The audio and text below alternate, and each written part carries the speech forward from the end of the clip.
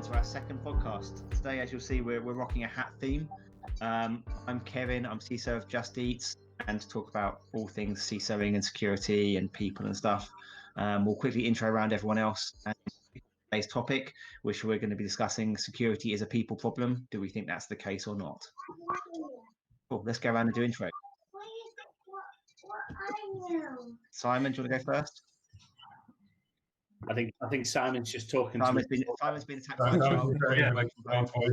Let's go then. We'll go around Adrian and then Ian and then Sash. Yeah, hey guys, Ade Taylor. I'm a reformed techie, now a security transformation guy doing coaching and business change. Morning, afternoon, evening, wherever you may be. My name's Ian Murphy. I am VP of EMEA and co-founder of Elementrix. I'm Sash Rigby, a technical director at Modux. It's a penetration testing and security consultancy based in Bristol. Oh, Simon, you're on mute. Hi, I'm Simon and I'm a technophobe. To be fair, I muted Simon so we could hear ourselves over the home working children. Hello, I'm Simon Minton. I work for a big security company. Who may produce other things as well. I make other things as well, yeah. Awesome. So I guess over to Sash to intro us today because it was his idea for the epic topic. Yeah, so I think what I'm interested in, you hear quite a lot about this idea that security is a people problem and, you know, what that means. Do we train everyone? How do we set security policies that account for this idea that security is a people problem? And I've got a lot of opinions on it, and I think I'd just be interested in what you guys think about this idea or this phrase that gets bandied around a fair bit as though it's a plaster for a lot of bigger problems.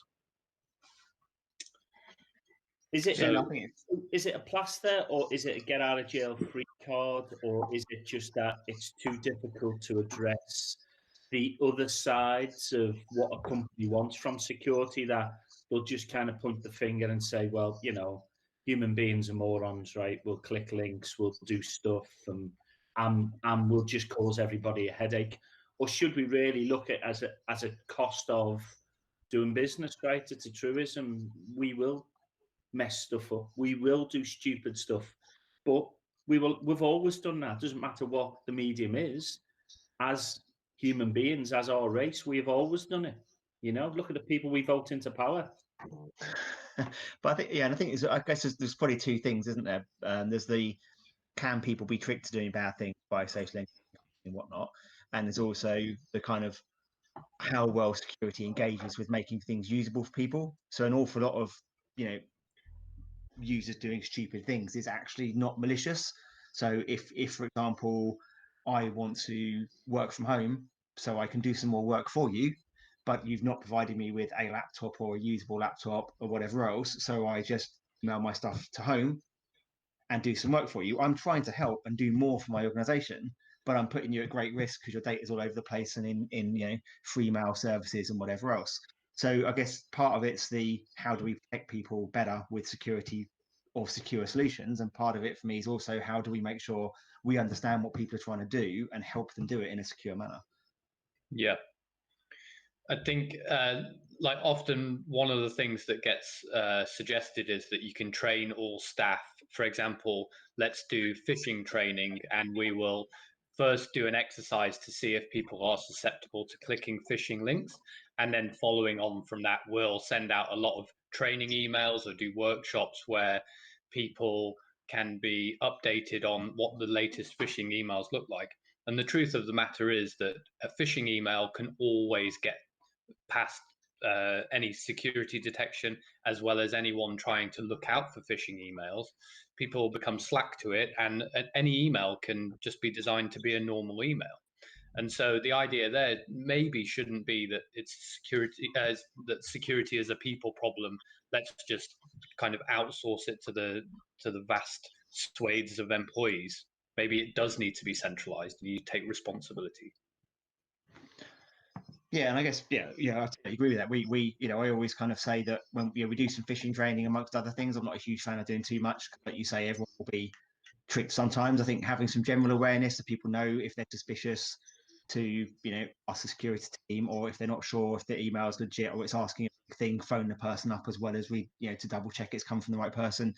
But I always joke that myself or my team will fall for the right email, right? If it looks good enough and it looks like something you're expecting, anyone can fall for it, the right time of day, whatever else. So we shouldn't blame people for falling for phishing emails, and we should provide kind of appropriate protection from that, as well as like the education piece.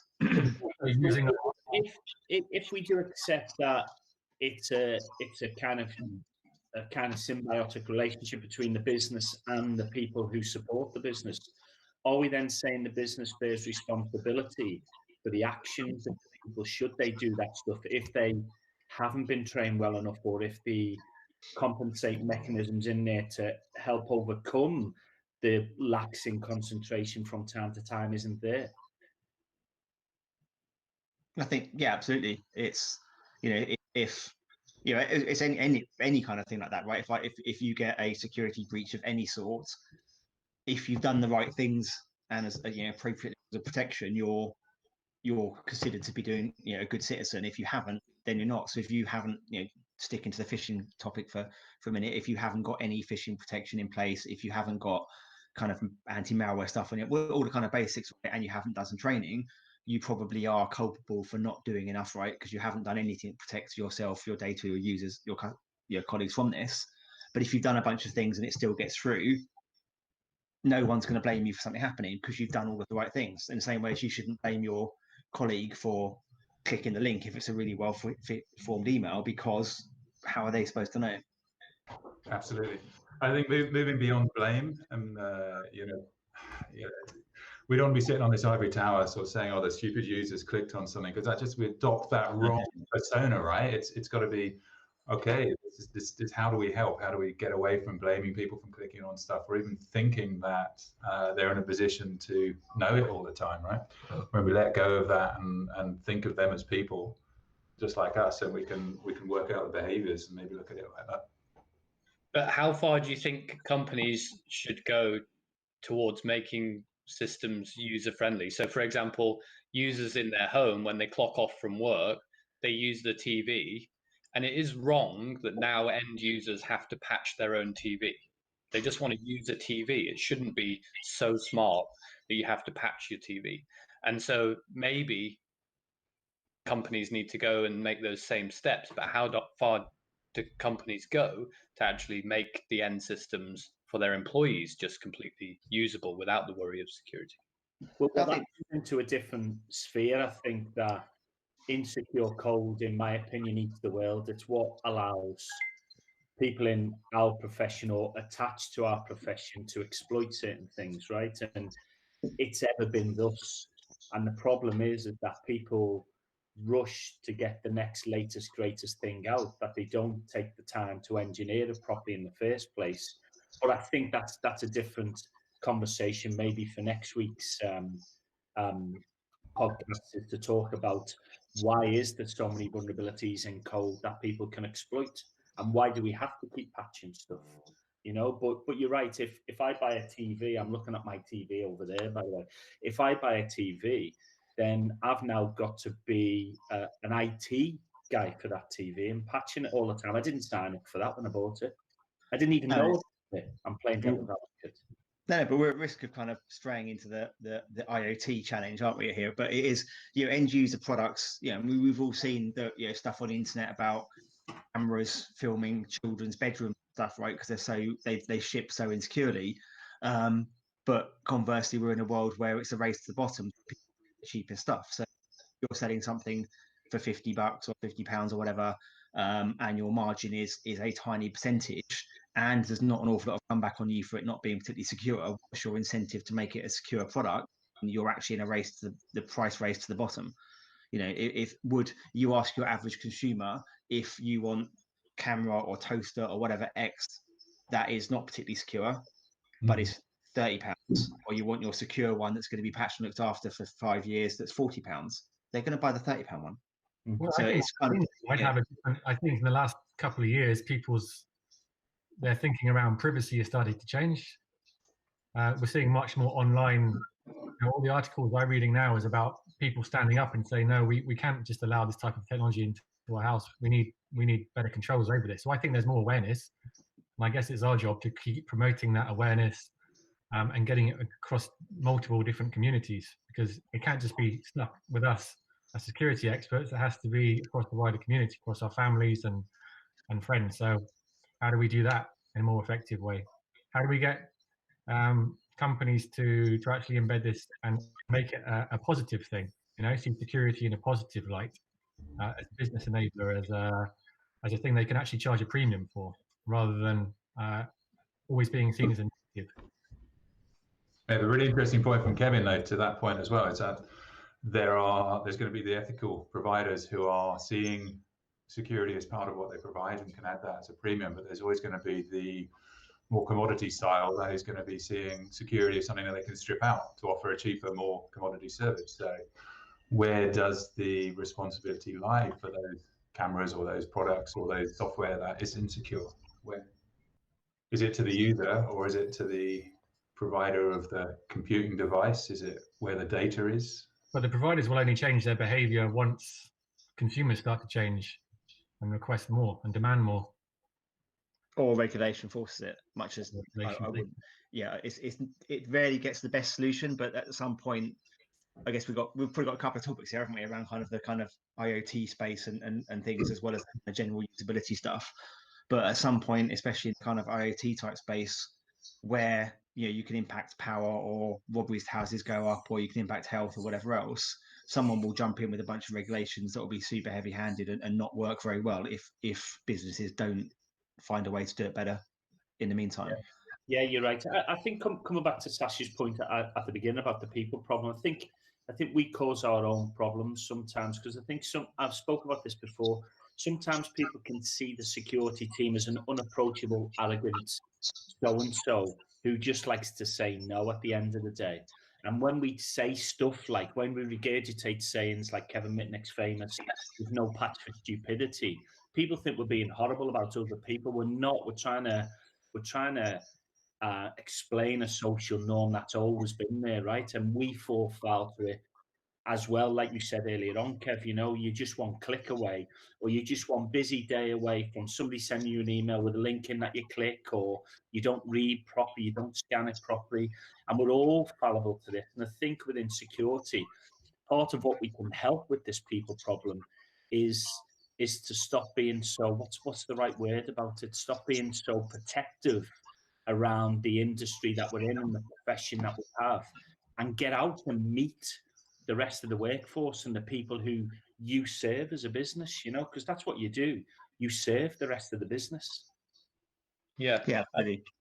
Sorry, I think I raised the point about the TV is because I think I see the employee's end user laptop as the same as a TV, where they should be able to just use it, and they should be able to use email without having to think, are they clicking a phishing link or not? And I think we should maybe try and design security systems and user systems in a way where end users can read their email and it's not up to them to think about security. And if they do click a link, we've hardened the laptop in a way where it is a people problem, but it's the technology people's problem.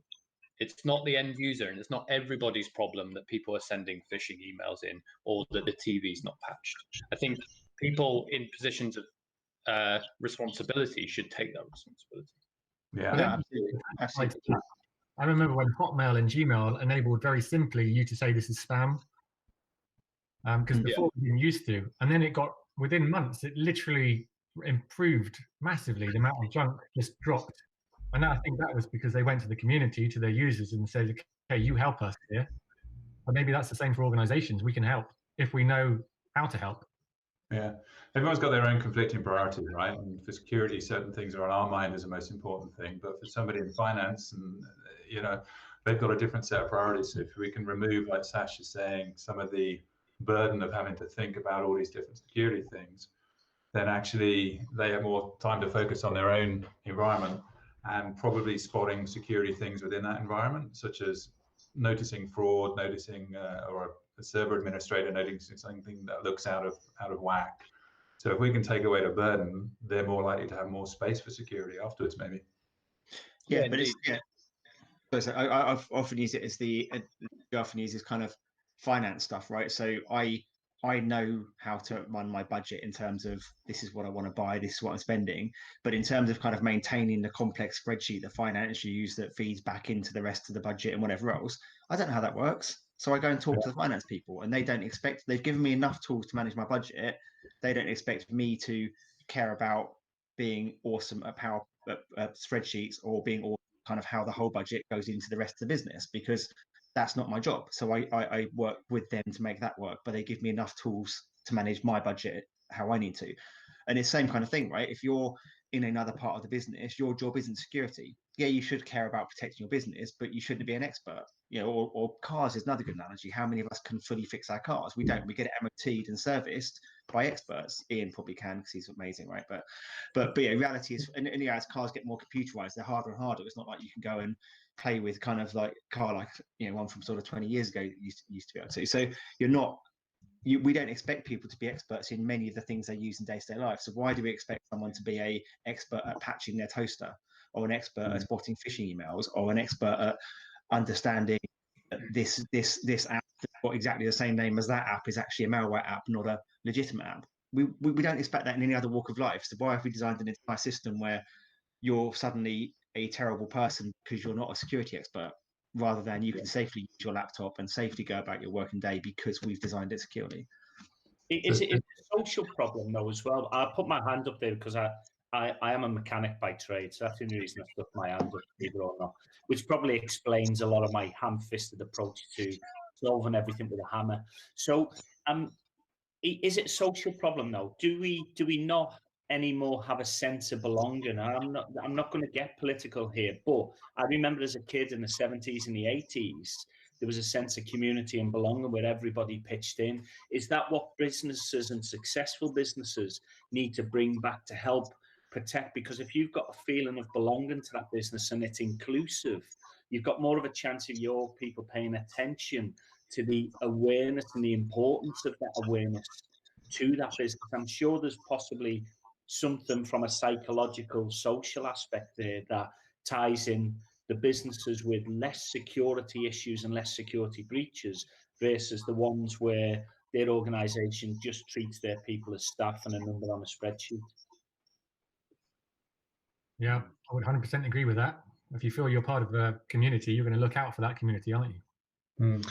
But I guess for me, I go kind of to the root of, yeah, we all I think agree it's an issue, and we all I think agree we should produce safe systems. I think the challenge is, how do we drive that behavior? So, you know, in a world where, you know, if you ship a car that doesn't work, or a car with 3 wheels and a steering wheel that's on wonky, no one's going to buy it, right?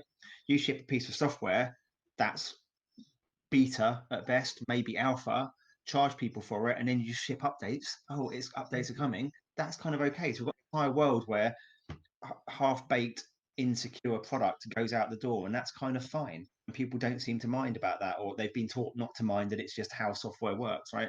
So how do we get to a world where actually shipping insecure product or unmanageable, unpatchable solutions is not okay, and it's actually expected when something goes out the door, it will keep your data safe, it will protect you from malicious people, because that's, you know, that's the world we're in.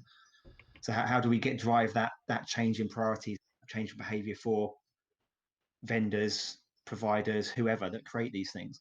Or even, Kev, if the world changes around the software, right? Coronavirus, specifically with Zoom, the world changed around that. Yes, okay, they may have not done great practices beforehand, but the explosion of remote and home working focused that problem. And actually, fair play to them, regardless of what other people think about them, they sat down and they've tried to do stuff about it, right? They've tried to be socially responsible about it. Yeah, they went through about 10 years of growth and pain in a month, right? So yeah, to be fair to them, like you say, they've made some quick changes very quickly to make the products safer and more usable. You look at the car analogy, I suppose, just something that sprang to mind is, you know, there is no such thing as a perfectly safe car, or one that is always going to work And as a user of a car, we kind of know that we have to get insurance and we have to get an MOT once a year, kind of regulation. We also have some kind of feeling and understanding that we need to service our car, we need to check the wheels, we need to check the oil. So there's something ingrained within the user that has a sense of, there's a few simple things that make security sense. There's a bit of regulation, and then there's a whole bunch of stuff that needs to be engineered into the car. So maybe I tend to disagree with that because otherwise there wouldn't really be the requirement for fines for not having an MOT and driving an unsafe vehicle. So I think these things are often enforced through fines and penalties. And that is what you see some companies do when their users do something that opens the company up to attack. Maybe people are reprimanded or they're punished because they click the link. And I think you can use the regulation and the penalties, or you can design things securely. So for example, the seatbelt has been tested. It's not up to the end user to test their seatbelt every time, but it is up to them to wear it, else they'd be fined. So it's a combination of either or. And I think maybe there's a lean towards insecurity, saying the responsibility is on the user. Without a fine or a penalty, how can you enforce that? There's a bell curve. There's going to be those people that would adopt and respond to one mechanism of like fines or regulation. There's always going to be the outliers. So we're always going to be chasing our tail with trying to work out how to fix the problem for the outliers then, yeah? Yeah. People that are flouting the regulation, that are deciding to click on it anyway, even though they've seen the poster next to them or... But isn't there a balance? We should be designing simpler systems with security built in, and we should be raising awareness. There's no right or wrong way, but that's generally, I think, the way that companies need to go. Some of the companies that I've worked with in the past, they don't see security as an issue. They don't, unless they're highly regulated, they might just say, okay, if we get fined a few million, we don't really care. We just need to push forward with our business because the competitive threat is far more important to us than any security fine that we might get or GDPR fine. So it's also on that organization to, if they feel that they are required to implement security, they probably will do so. If you think about some of the financially regulated. So I'll ask you a question then. Do you think we will be so poorly prepared for another pandemic? So the question behind that is, it will take something like that to make the industry wake up to the fact that they're not putting enough money into security, right? So as soon as OT or IoT, or as soon as the human error allows somebody to drop the rods and kind of scram a reactor or something like that, and it makes that place a desert land, that's when you'll get that regulation come in. Health and safety came in after Piper Alpha, right? That it's only disasters, all-seater stadiums after Hills, but it is only disasters that make people change their approach. Unfortunately, But also sometimes is there, I guess, a slight, maybe I don't know if it's a dispute, but slight opposite of that. If you look at some things, there's always going to be a cost-benefit analysis, right? So take winter in the UK, right? We always complain that when there's 3 days of snow, the trains stop, versus say Canada, who've got absolutely epic ways of dealing with snow. But they always get a lot of snow, so it's worth them investing in the infrastructure. If you look at countries like the UK, is it worth them having a massive amount of infrastructure to deal with heavy snow when it affects us for a day or two every few years? So same with some of these kind of pandemic things. Hopefully it'll have a massive change, but equally, will there be some cost benefit that says if this happens once every 10 years, how much do we invest in protecting ourselves from it? Because obviously, COVID is huge, but a lot of these kind of less massive issues, unless they have, if they're seen as a one-off, they'll have some changes, but those changes will gradually trail off because the value of investing to protect from it versus is it going to happen starts becoming kind of a calculation, and people think, well, I could put $1 billion or pounds into that, or I could do it in something that's an issue right now. But that's risk, right? Yeah. And that's just risk management. But I've seen, and we've probably all seen, people willing to consume huge appetites of security risk unnecessarily that outweigh the actual benefit that they're going to get for it. And you think to yourself, why would you chance that? Just because it hasn't happened to you yet why would you chance it? And I do get the Canada and the snow thing. That's why we don't invest in the infrastructure, is because we have 4 days of it. I think the industries where you see less spending are the industries where there's been historically less breaches as well. And so there are some industries, take for example transport, where there haven't been that many breaches across transport. There's been a few famous ones like Maersk and the rest of it, which were more data breaches, but actually there haven't been that many breaches in certain industries. And these are the industries that are definitely asleep. And then you see increased spending in high value targets like banking. So I think I'm not sure there is a way to wake up industries that haven't yet had a breach. I don't know. Well, and that's the question of what's important to an organization. Is it their users' data? It might not be, because there's not really PII data there. But if it's their IP that's being targeted and it's then existential to them because some other country is stealing their IP, then they're going to take it seriously. But I think many organizations don't necessarily take their data that seriously because they don't really fear the fines and they don't really see their users or customers being impacted too heavily. But if it's their IP or something else, that's a different story. So it really depends on the organization. So does this come back, I guess, partly maybe to like the education piece? Because we're talking about obviously risk now. So humans are typically very bad at assessing risk. There's a bunch of docs on it. I'll completely fail to remember the titles, but there's a whole bunch of evidence on how bad we are at assessing risk. So if you've got that combination of kind of product and getting stuff out the door pressure, plus a lack of knowledge and education in terms of has the security industry done a good enough job of informing and educating people on what the risks are, plus some bad risk assessment, do you get this perfect storm where people are thinking, hey, it'll be fine and we need to win and just get stuff out the door? We have a short attention span and a short memory, right? So we're probably better at assessing risk that's going to happen today and the risk that might happen in the future. Or equally, we talked about sort of people learning from incidents or impacts. It's like, how long is our memory of when it happened in the past? We do a lot after an incident, but if the incident was a couple of years ago, maybe that goes further down the stack. It's that classic, do you want £10 today or £100 in a month, right? Yeah. The amount of people that take the £10 now, because it's now. Yeah, it depends on your priorities today, right? If you've not got a tenner and you need that food. Yeah. Or if you're in the middle of a COVID-19 pandemic and you don't have then listen, Kev, you keep the tenner. You need some sleeves on your shirt, mate. Yeah, it's that working from home life, right? I've given up. I just wear vests and shorts, and my daughter's caps. That's how bad it's got. Looking well. Well, who's wearing flip-flops or going bare feet today? Barefoot. Yeah.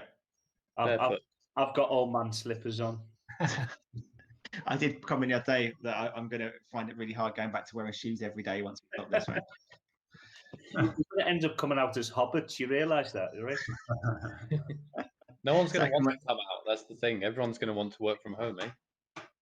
Exactly. I think there'll be a short period of everyone wanting to work in the office because they've been so cooped up at home, and then they'll start realising they want the home life back. And I think, but I guess, sort of adjacent to our current topic, right, which with all this change, how do we then provide solutions that are safe anywhere? So I guess, to Sash's original question about kind of doing things securely, how do we make sure that when you're on your laptop at home or in a coffee shop or wherever, you can do it safely? How do we make sure that you're not jumping through someone else's sketchy Wi-Fi and having your stuff manually or whatever else? That's our job, to enable people working from anywhere securely, so we can have a smart, mobile, flexible workforce that's also safe, right? Yeah, it's a nice circular point to bring the conversation back around to. This will adopt new social behaviours and new social norms. Businesses will have to adapt to it because those businesses who said to their people previously, we can't do this, it's too much of a hassle. Well, listen, we are right, we're there. Why would we want to go back to the norm?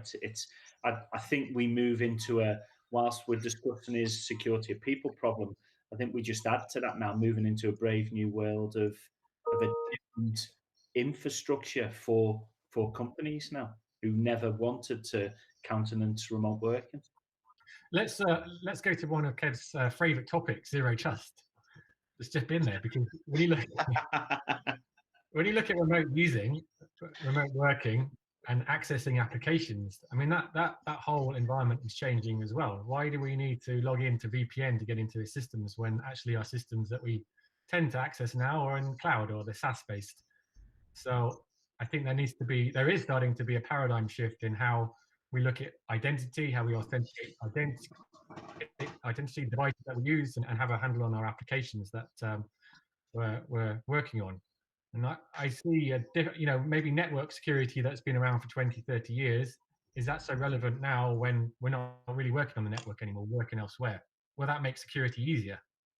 I mean, for me, that's where I see the industry moving over the next few years. I think COVID-19, from my perspective, I've been working a lot on helping organizations build new remote access, almost philosophies about how they access their applications, because most 80% of applications are now not on the network. So all of the stuff you have around the network, which adds complexity, they don't need it anymore.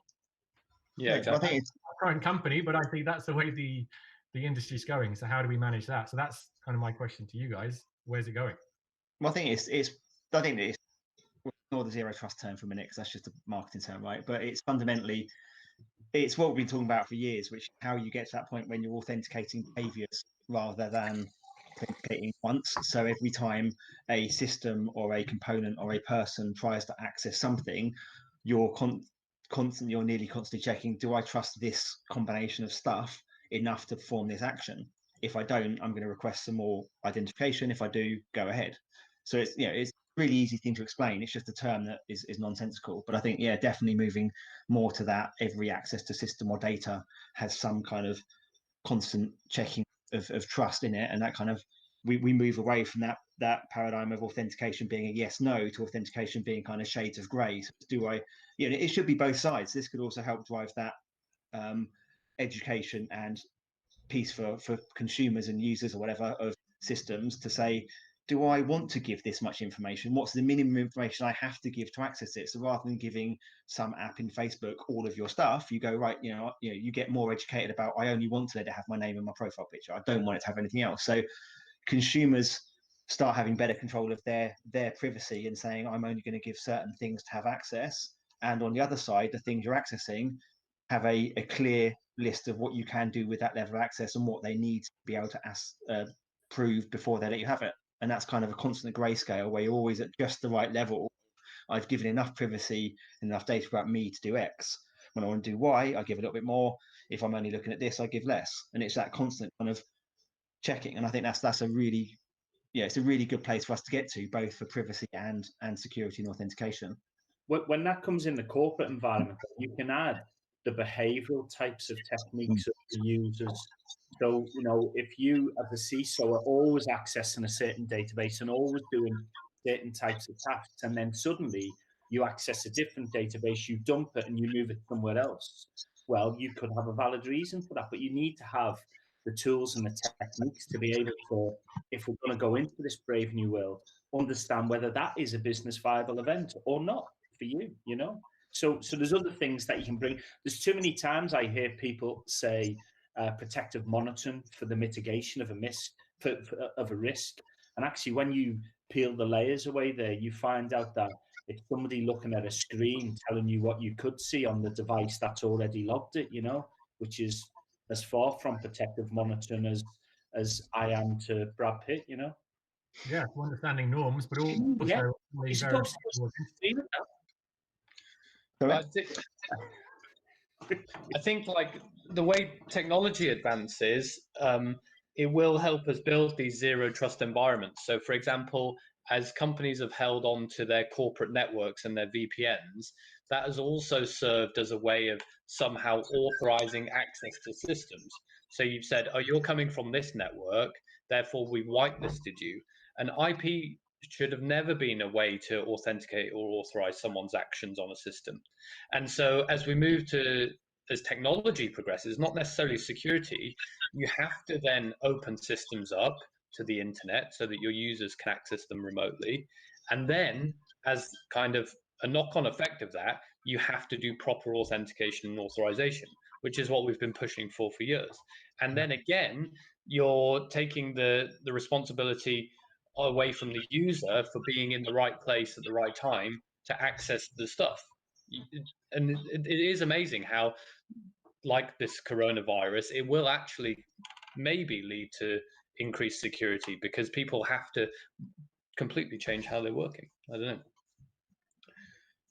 Well, if we look at where the industry is going in terms of, you know, devices, all of my device will constantly validate that it's me. I can put 30 parameters that it validates that it's me continuously accessing that system. And then I want the system to adaptively assess the access to information that I have, depending on who I am and what access I have. I mean, that for me is a much better way of than user password, geolocation, all of this stuff I can actually get from the device that I'm using and constantly validating that it's me. I think it's much easier to implement for organizations as well and creating policies around that. I think that touches on our discussion earlier around kind of making stuff easy for people, right? So for me, one of the big wins that, you know, it's one of those weird things. It's kind of new, but I feel like we've been talking about it for years as well. But one of the big wins of this stuff is that the more you move to kind of device behavior metrics, kind of get that grayscales of do I trust you, the more seamless you can make a lot of this for people, right? So if I know you, you know, I know the device you access from, and I know where you are, and the types of access you do, and the times, you know, so I build out that usage pattern for you. For an awful lot of what you do, I never need to check it's you. Yeah. For 90% of your activities, I probably don't have to ask you for a password or a 2FA or anything else because I'm comfortable enough it's you for what you're doing. So then the only times you get asked for the extra information is either because you've just got a new device or you've moved house or you're trying to do some kind of admin stuff. So banking is an example, same device, same location, same stuff. You can see your accounts. You might even be able to kind of make payments, move money around within your own accounts, that kind of stuff with no friction. But then you want to make a payment to someone that you've paid before, maybe a little bit of friction, payment to someone you've never paid, a bit more friction, because that's a whole new thing that's quite risky. So you can kind of have this world where for most of your life, authentication becomes completely transparent. And then it's only when some things change or you want to do some kind of admin stuff or in the work world, some kind of privileged access stuff that would make a bit more friction because we've got to kind of really double check. Hallelujah. Where is this world? I don't know, we've been talking about it, but it does seem like kind of at least 5 years or more. We talk about this kind of like grey scales and constant auth. Yeah, but it feels like podcast out, chaps. Let's get a product built. And we'll hearing here, guys, isn't it? It's like we started off as this security of people problem, and what I'm hearing is that we need to be reducing the user problem and shifting it more to a technology-enabled space. But that then comes to probably higher upstream that maybe we talk to another time. Is like, so why aren't we talking as an industry and vendors together solving this problem? So there's obviously got to be a people problem behind the technology. Well, maybe we've been looking at it too technically, and we haven't looked at the behavioral aspect of this, and that's where we need to start understanding how users interact with systems. Yeah, the why are we doing this? And yeah, it is a people problem because people need to use these tools. So how do we recognize the behaviors that people need? And we were talking earlier about the desire paths. You know, why is it that people build the paths in a park and then people cut the corners? Because they want to, because they will. They'll always cut the corner in a certain way. Humans will be humans. So security professionals, vendors, technologists, we need to recognize who the users are and the behaviors, and then create something that's going to adapt to that. And think ahead to tomorrow, right? Because we've just talked that we're pretty bloody slow at getting the solutions out. So we need to be predicting what's going to happen in 5 years' time. No, 100%. It's yeah. That's I guess, you know, straight back to the original thing, isn't it? It's all about usability and making things that work for people, because they will go around it if it makes their life more difficult because they're trying to do their job. So most people aren't malicious. Most people are trying to do their job in a way that works for them or is most efficient for them. And then, the other point that's great, that's probably an IoT / long-term security discussion for another day, is around that we don't design things with longevity in mind. So, IoT is the obvious candidate for that discussion, but how many things, whether it's cars, TVs, whatever, are designed with being patched and maintained and secure for 10, 15, 20 years? Most things, phones, laptops, you break, throw away, come to the end of your contract every couple of years. So even if you never update your phone, you get a new one every couple of years, so it never gets like infinitely out of date. But if you have a TV, how often do you replace that? You have a fridge. No one buys a new fridge for fun, right? Oh, Samsung's got a new fridge out. Best get the latest features. You're like, I'm going to buy a new fridge in 15 years when mine breaks. Yeah. You know, so how all of these connected things, how are we building kind of security in with that length of living? Or your car, when your car's on your third, fourth owner, you know, how's that going to be secure? All good questions for next week podcast. Absolutely. So I guess to sum up or to round off, we've got to a point where we think it's definitely a people problem, but a people problem in terms of how do we serve people and provide them with a safe, secure working environment, not a people problem in terms of it being their fault. Yeah, I'd agree with that. I think often security teams will have choices to make, and it's, do we do training and awareness for this thing, or do we put in a decent solution that is just easy to use? So, for example, do we do training and awareness on clicking phishing links or tailgating, or do we just put in barriers to protect people against that? And it's about where you have the resource, can you actually just put a solution in that means the end user can just use it as they want? Oh, we've got another opinion. Probably the most valid opinion of everyone's. Yeah, right. That's good. But this is quite nice, isn't it? Because this is demonstrating what we're all doing now, which is working from home and juggling work with looking after our families and stuff. Yeah. Cool. Can we call that an end there, guys? Yeah, brilliant. Yeah. Well, thank you for listening, everybody. Hope you enjoyed it. Cheers. Thanks. Getting a good flow going. Good. Have a lovely day.